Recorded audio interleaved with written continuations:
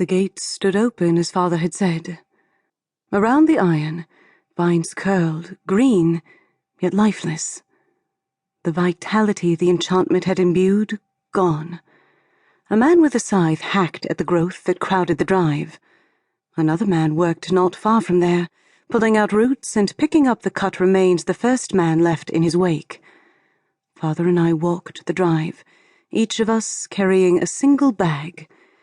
With the sun shining and the lane mostly cleared, the estate lacked the feeling I'd previously associated with it. A forbidden safety. Now, it seemed only a run-down estate. When we reached the door, a man who swept the steps looked us over. There was no recognition in his eyes when he glanced at me, and I knew he was new to the liege lord's service. He directed us to the kitchen door. Familiar with the grounds, I nodded and led the way along the newly made narrow path. As I walked, I wondered how many of the original staff had remained after the enchantment had broken. The kitchen door stood open, the hearth overheating the room as 3 cooks set about making the morning meal.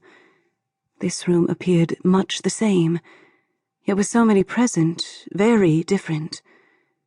Those differences gave me hope that the memories of my time spent here would remain buried, and that I might be comfortable here once more. "Good morning," my father said to the kitchen staff. One of the cooks looked up with a slightly disgruntled expression. "We've hired the staff we can. Come back next fall, there might be more work then." Father didn't even blink at her less than welcoming tone. "I am his lord's man of estate, Mr. Bernard Hoftel." The cook glanced at us once more, then dusted her hands on her apron. "I'm Mrs. Wimbley, Lord Ruhal's head cook. I'll have the maid inform him of your arrival." She moved toward the hall and yelled for Egret.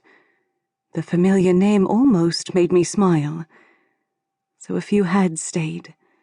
"Have a seat," the cook said, with a nod toward the table. "I'll feed you while you wait." We'd barely seated ourselves when she set a coddled egg before each of us and moved away.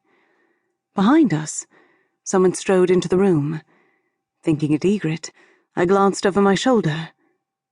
It wasn't Egret, but still a face I recognized, and the sight of it killed my appetite. The events that had unfolded at the bakery had overshadowed my glimpse of Lord Ruhal. Now, however, I saw him clearly. He was young and handsome, with a strong jaw and a regal nose. His dark hair and thick brows made him appear a bit imposing, while his blue eyes lent an air of cool detachment.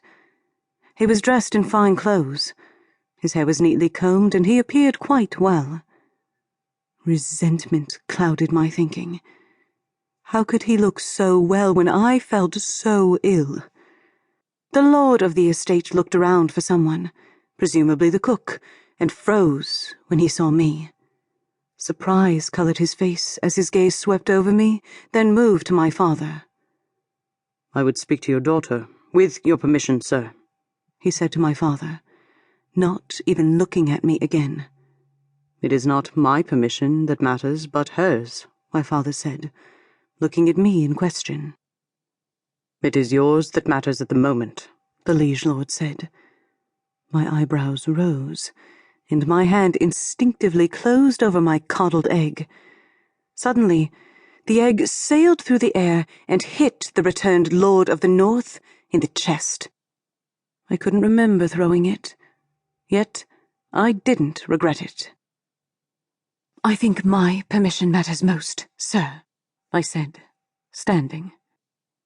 Despite his apparent disregard for me, I mattered. His shocked gaze swung to me. Yolk dripped from his neckcloth onto his coat. Several of the servants looked at me with rounded eyes as well. Of course, I'd shocked them. One of our rank did not disobey the Lord of the North, or at least didn't lob an egg at him. The assistant cook moved forward to offer him a cloth to clean up.